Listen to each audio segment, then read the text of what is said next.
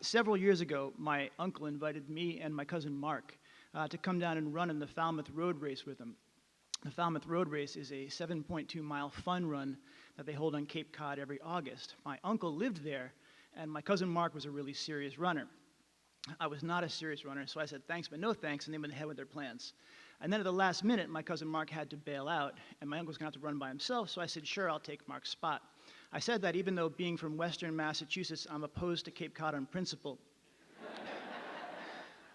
But also, I had not trained for this event at all.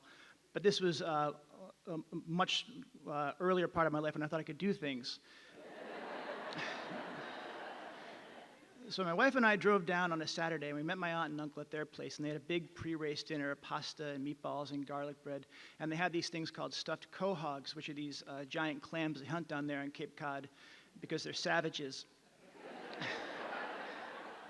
And then we went to bed, and then the next morning, my uncle and I got up really early, and we had a cup of coffee and went down to the start of the race. And the Falmouth Road Race is not a fun run at all, actually. The first mile is uphill, and then it transitions into a series of rolling uphills before flattening out into a 3-mile stretch of beachfront where the sun and the salt air conspire to suck all the moisture out of your body. And there are something like 14,000 runners in this event, and they run the gamut from Kenyans to people in lobster costumes. I was passed by several people in lobster costumes. Sometimes spectators would yell, "Come on, Mark, that guy's wearing a lobster costume." And I would feel bad for this Mark character until I remembered that I was wearing a bib with my cousin's name on it. Just for variety, the race ended with an uphill, but then there was the expo, and at the expo I found my uncle who had finished way ahead of me, and they gave us a bottle of water and some orange slices and a granola bar and a free hot dog, and we found our families, and we decided to go back to my aunt and uncle's house for the post-race bash. And almost immediately upon leaving the expo grounds, I felt like this ominous rumbling in my stomach.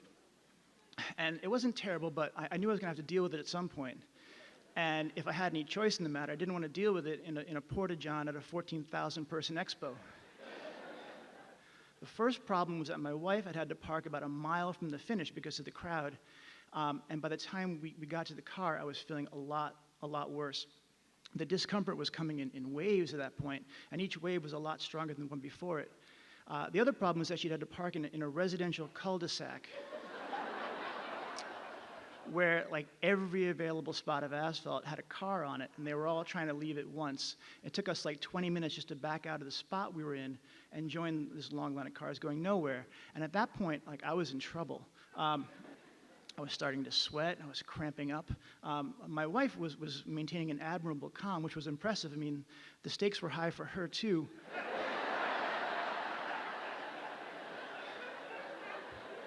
We were in a Prius. Finally, I felt this wave of discomfort so intense that when it passed, I felt that I was receiving a very clear message from my infrastructure. And the message was, we have done all we can.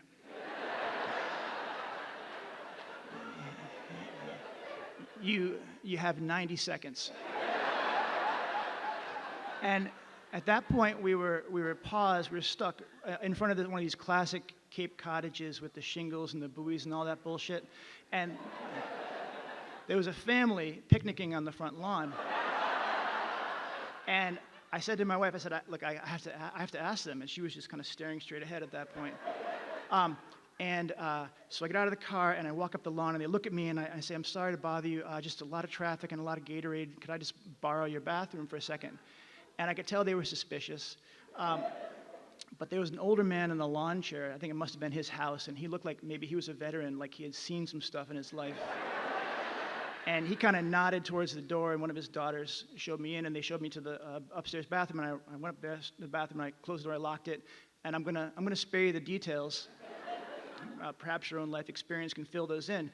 But when it was over, I looked around for anything I could use to kind of cover my tracks, as it were, like any kind of aerosol or potpourri or a matchbook. There was none of that. There was just a copy of Vogue magazine on the counter, and I kind of used that as a fan. But it just made things worse. And so I composed myself, and I washed up, and I opened the door, and I ran down the stairs, and I ran out the front lawn. I said, "Thank you so much," and I jumped in the car.